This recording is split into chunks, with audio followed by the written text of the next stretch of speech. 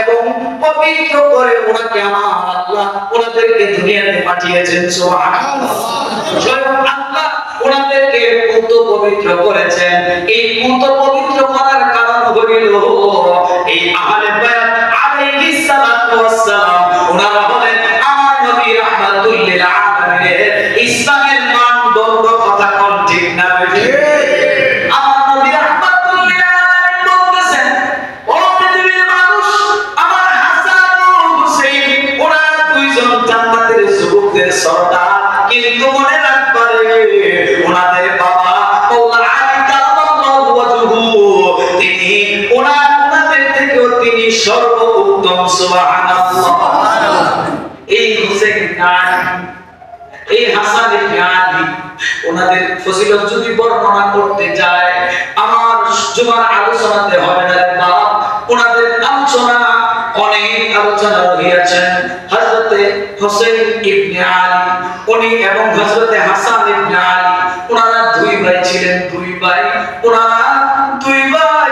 ছোট ভাই হযরতে হুসাইন ওনার খুব বুদ্ধিমত্তি বেশি ছিলেন, ওনার জ্ঞানের পরিধিটা জ্ঞানের বহরটা বেশি ছিলেন। আর হযরতে হাসান আলাইহিস সালাম ওনার হিকমত বেশি ছিলেন, আদব বেশি ছিলেন। উনি এবং হুসাইন আলাইহিস সালাম ওনারা দুই ভাই মিলে আমার নবীজির দরবারে হাজিরা দিলেন। আসসালাতু ওয়াসসালামু আলাইকা ইয়া রাসূলুল্লাহ। নবী গো, আমরা আপনার কাছে একটা প্রস্তাব দিতে আসলাম। নবী আমার বলে, এ আমার হুসাইন, তুমি আমার কাছে কি প্রস্তাব দিবা? বলে প্রস্তাবটা হইল আমরা দুই ভাইকে একটা ঘোড়া কিনে দেন। সুবহানাল্লাহ। আমরা দুই ভাইকে একটা ঘোড়া কিনে দেন। এই মদিনার অনেক ছেলেরা মদিনার গলিগলিতে ঘোড়া দৌড়ায়। না ভাই, আমাদের মনে চায় আমরা ঘোড়ার মধ্যে আরোহণ করে ঘোড়া দৌড়াইতে আমাদের মনে চায়। সুবহানাল্লাহ। আমার নবী রাহমাতুল লিল আলামিন বলে, ভাই রে শোনো, তোমাদেরকে একটা সত্যি কথা বলি, আমার পকেটে কোনো দিরহাম নাই, আমার পকেটে কোনো দিনার নাই, আমার একটা ঘোড়া খরিদ করার মতো কোনো অর্থ আমি রাসূলের কাছে নাই। তবে তোমরা যদি মনে কষ্ট না নাও, আমি রাসূল তোমাদের জন্য ঘোড়া হইয়া যাব। সুবহানাল্লাহ। আরেকটু আস্তে বলেন সুবহানাল্লাহ। রাসূল কি হইয়া যাবে? রাসূল আমার ঘোড়া হইয়া যাবে, রাসূল ঘোড়া হইয়া যাবে। এই কথা বলে আমার নবী মসজিদে নববীর মধ্যে গেলেন। মসজিদে নববীর মধ্যে যাইয়া আমার নবী দুইটা পা মোবারক, দুইটা হাত মোবারক মসজিদে নববীর জমিনে লাগায় দিলেন। সুবহানাল্লাহ। আরেকটু আস্তে বলেন সুবহানাল্লাহ। মসজিদে নববীর জমিনের মধ্যে আমার নবী দুইটা হাত, দুইটা পা মোবারক ঝুঁকায় দিলেন। হাসান ও হুসাইন ইবনে আলীকে ডাক দিয়ে বলে, ভাই রে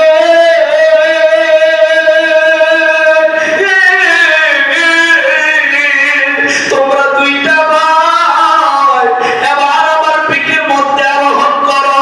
আমার নবীর পিঠ মোবারকের মধ্যে হাসান ও হুসাইন যখন আরোহণ করলে আমার নবী বলে, হুসাইন ও হাসাইন তোমরা ঘোড়া দৌড়াও। এবার ইমাম হুসাইন ডাক দিয়ে কয়, না গো, মদিনার ছেলেরা যে ঘোড়া চালায় এই ঘোড়ার লাগাম আছে, আমাদের ঘোড়ার লাগাম কই? সুবহানাল্লাহ।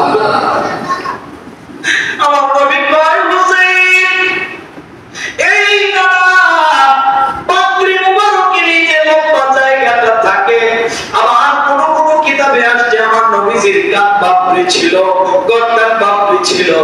আমার নবীজির বাপরির চুলগুলো ইমাম হাসান ও হুসাইনের হাতে ধরে বলতেছেন, এই হলো তোমাদের ঘোড়ার লাগাম।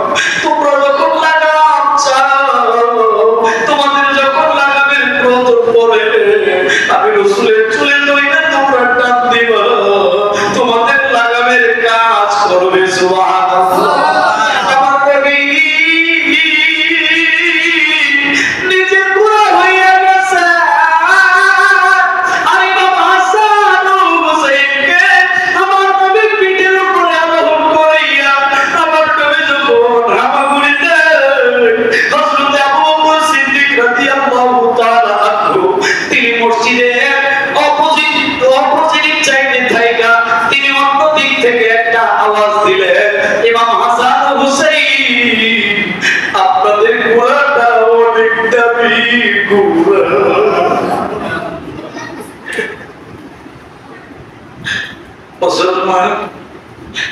হুসাইনের নামটা স্মরণ নাই।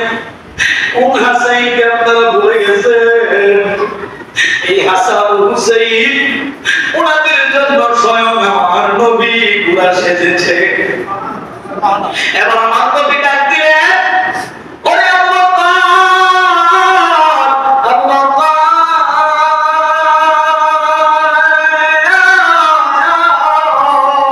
তুমি বলছো ঘোড়াটা অনেক দামি, ঘোড়ার উপরে যে দুইটা আরোহী আছে, এই দুইটা আরোহী অনেক দামি। জোরে কি সুবহানাল্লাহ। আরে ও ইয়াগুন নিবেদারে, আরে ও ইয়াগুন নিবেদারে, কারবালার প্রেমের আগুন অন্তরে সরে রে।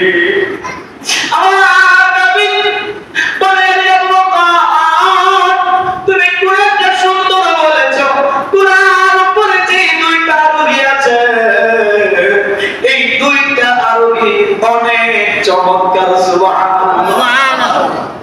যে হুসাইন ইবনে আলী, যে হাসান ইবনে আলী আলাইহিস সালাম, ওনাদেরকে আমার নবীর পিঠ মুবারকের মধ্যে আরোহণ করাইছে, ওনাদেরকে স্মরণ করা ভুলে গেছি আমরা। বলে আমরা কি সঠিক মুসলমান আছি, নাকি আমাদের থেকে মুসলমানিয়ত কমে গেছে? কমে গেছে। ওনারা হলেন ঈমানের মানদণ্ড। যারা হাসান হুসাইন এবং নবীর পরিবারের সাথে সম্পৃক্ত থাকবে তারাই নাজাত প্রাপ্ত হবে। আর যারা তাদের সাথে সম্পৃক্ত থাকবে না, কিয়ামত পর্যন্ত আল্লাহর পায়ে সিজদা দিতে পারবে, আল্লাহর কুদরতি পায়ে সিজদা দিলেও কোনো কাজে আসবে না। এই তো হাদিস আমার নবী বলে দিয়ে গিয়েছেন। وعن جابر بن قال جابر رضي الله تعالى عنه قال رأيت رسول الله صلى الله عليه وسلم في حجة يوم عرفة وهو على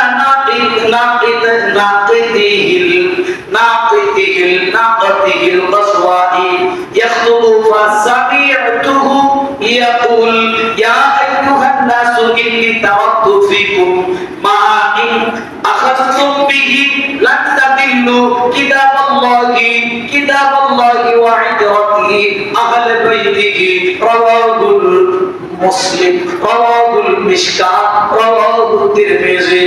আমার নবী রাহমাতুল লিল আলামিন বলেন, হযরত জাবির রাদিয়াল্লাহু তাআলা থেকে বর্ণিত, তিনি বলেন আমার নবীজি বলেছেন, আমার নবী বিদায় হজের বছরে ওই আরাফার দিন তার কাসওয়া নামক মসজিদ উপরে সওয়ার অবস্থায় ভাষণ প্রদান করছেন, ভাষণ দিচ্ছেন। আমি শুনেছি তিনি বলতেছেন, হে লোক সকল, হে আমার উম্মতগুলো শোনো, আমি তোমাদের কাছে এমন দুইটা জিনিস রেখে যাচ্ছি, কেউ যদি ওই দুইটা জিনিস আঁকড়ে ধরতে পারো কোনদিন পথভ্রষ্ট হইবা না।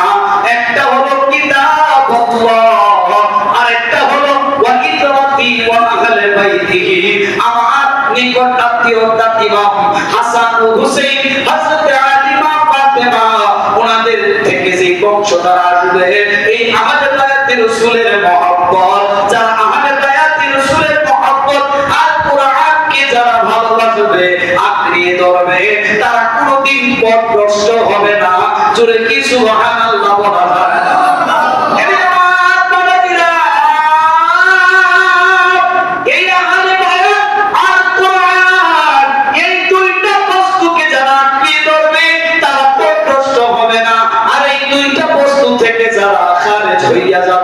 তারা কোনদিন ঈমান নিয়ে কবরে যাইতে পারবে না। এবার আপনারা বলুন, কোরআন মানি আহলে বায়াতে রাসূল মানার দরকার আছে না? না বাবাজিরা আমার, কোন আহলে বায়াতের কথা বলতেছি রে বাপ? এই আহলে বায়াতের বর্ণনা যদি দেন শেষ করা সম্ভব না। এটা এমন একটা শানে আজমত।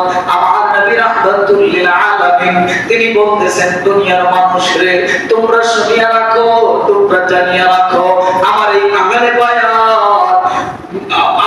আহলে বায়াতকে যারা কষ্ট দিবে, আমার আবদ আযাল্লাহু ফাকাদ আবগাদানি, তারা যেন আমার আল্লাহকে কষ্ট দিল। সুবহানাল্লাহ। আমার নবী বলতেছেন যারা আমার আহলে বায়াতকে ভালোবাসলো তারা যেন আমি রাসূলকে ভালোবাসলো, আর যারা আমি রাসূলকে ভালোবাসলো তারা যেন আমার আল্লাহকে ভালোবাসলো। যারা আমার আহলে বায়াতের সাথে দুশমনী পোষণ করলো তারা যেন আমার সাথে দুশমনী পোষণ করলো, আর যারা আমার সাথে দুশমনী পোষণ করলো তারা যেন আমার আল্লাহর সাথে দুশমনী পোষণ করলো। তিনি বলেন এই আহলে বায়াতের রাসূলের মহব্বত আমাদের অন্তরের ভিতরে ফিটিং করার দরকার আছে না? বাবাজি আমার গভীরভাবে খেয়াল করবেন, আহলে বায়াতকে শুধু আমরা ভালোবাসতাম না, সাহাবা আজমাইনও ভালোবাসতেন। হযরত বিলাল রাদিয়াল্লাহু তাআলা আনহু তিনি আমার নবীজি ইন্তেকাল শরীফের পর তিনি মদিনা থেকে চলে গিয়েছিলেন, প্রায় 6 মাস পরে তিনি মদিনাতে আসছেন। এই আমার এই আশিক রাসূল বেলালকে আসা দেখা মদিনার মানুষগুলো পাগল করা হয়ে গেছে। বেলালকে দেখা অনেক সাহাবীরা আশিক রাসূল সাহাবীরা বলে বেলাল তুমি আসছো, তুমি একটা আযান দাও, আমাদের মনে হয় তোমার আযানের ধ্বনি শুনে আমার নবী চলে আসবে। বেলাল আযান দিতে প্রস্তুত না, এমন বলাবলি করছে। বেলাল বলে আমি আযান দিতে পারবো না। বেলাল আযান দাও, বেলাল বলে পারবো না।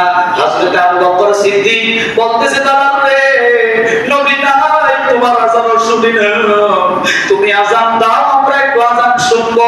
হযরত ওমর ফারুক বলতেছেন, হযরত উসমান গনি বলতেছেন, মাওলা আলী কারামাল্লাহু ওয়াজহু বলতেছেন কারো কথা বেলাল শুনে না।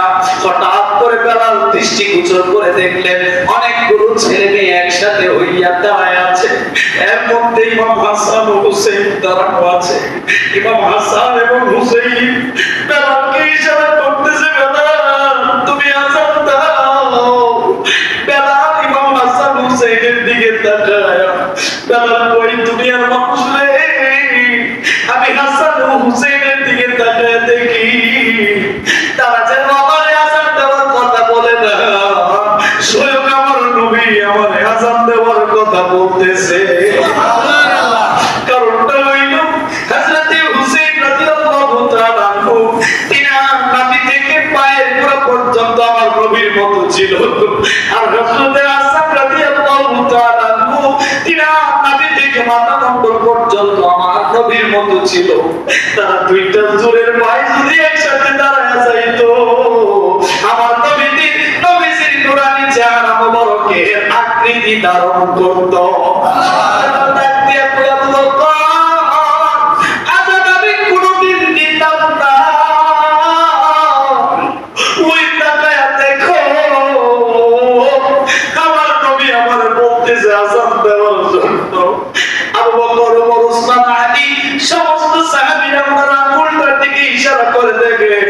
ইমাম হাসান ও হুসাইন ওনারা দুই ভাই একত্রিত দাঁড়ায়া হযরত বেলালকে যখন হুকুম দিতেছে, হযরত আবু বকর, হযরত ওমর, হযরত উসমান সহ সমস্ত সাহাবীরা বেহুশ হইয়া গেছে। সবাই ইমাম হাসান ও হুসাইনকে সালাম দিতে শুরু করে দিয়েছে। ওরে বাবা, এই হুসাইনকে একদল নামধারী মুসলমানেরা তাদের গায়ে দাড়ি ছিল, তাদের গায়েও দাড়ি ছিল, তাদের গায়ে জুব্বা ছিল, তাদের মাথায় পাগড়ি ছিল, তারাও তো ইমাম হুসাইনের শিরুচ্ছেদ করে নামাজ পড়েছেন। বলেন তাদের নামাজের মধ্যে কি পার্থক্য আছে না? ইমাম হুসাইন নামাজ পড়েছেন 72টা তীর খাইয়া, আর তারা নামাজ পড়েছেন আমার হুসাইনের শির মোবারক গলগলের মধ্যে লটকায়া। এবার বলেন হযরত হুসাইন আলাইহিস সালাম আর তাদের নামাজ আর হযরত ইমাম হুসাইন আলাইহিস সালামের নামাজের মধ্যে পার্থক্য আছে না? এক নামাজে আল্লাহ পাওয়া যায়, আর এক নামাজই হইলে শয়তান মিলে যায়। যেই নামাজটা শয়তানের পক্ষে এই নামাজ পড়বো না, যেই নামাজটা পড়লে প্রকৃত পক্ষে আত্মাকে পাওয়া যায় আমরা ওই হুসাইনি নামাজ পড়ব। করব, কথা কোন ঠিক কিনা? ইমাম হুসাইন আলাইহিস সালাম ওনার ঘটনা যদি বলি, এই সময়ের